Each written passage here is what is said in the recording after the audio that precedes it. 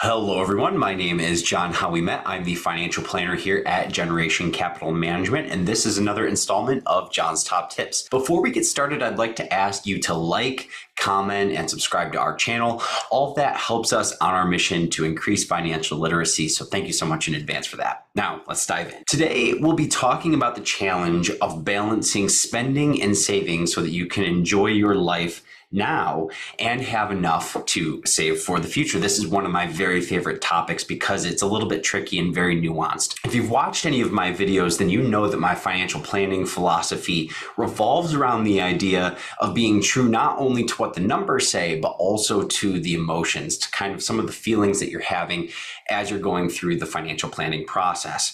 And one of the most important emotions that I deal with is actually fear. This manifests itself in a lot of ways during the financial planning process.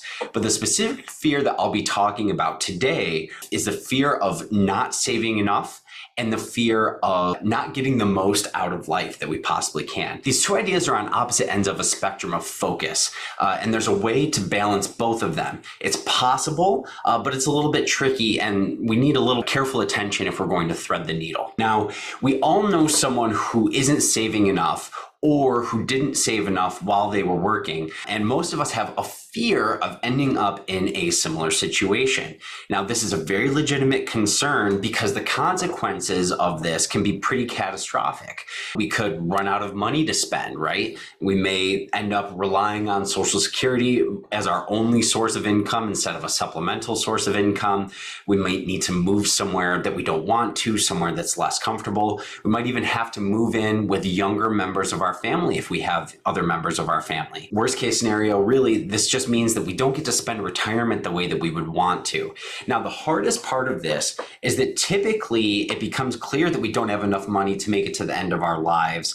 When we're already a little bit older, we're kind of beyond the point where we could potentially re-enter the workforce and infuse our financial lives with a little bit of supplemental income. On the other side, it sounds kind of weird to say, but just like it's important to be concerned about undersaving, it's important to be concerned about oversaving. It's easy to be fearful of the future and not having enough money to make it through to the end of our lives. And this fear is what usually leads us to be oversavers.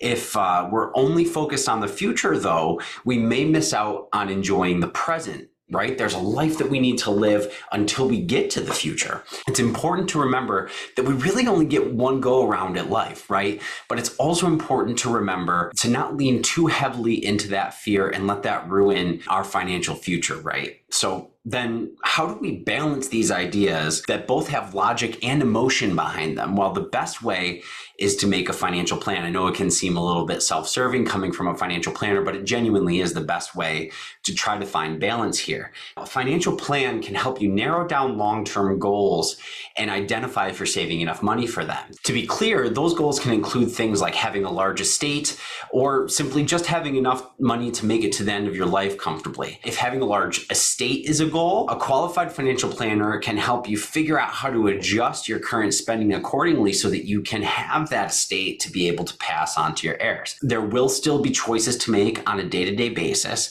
but a plan will help you understand if you're going through unnecessary austerity measures and maybe cutting yourself a little bit too short. Is this something that you struggle with? It's something that a lot of people struggle with. Let's sit down and have a no obligation discussion about what's on your mind. Feel free to email me. My email address is jhow@gencapmgmt.com. You can also visit our website, www.gencapmgmt.com.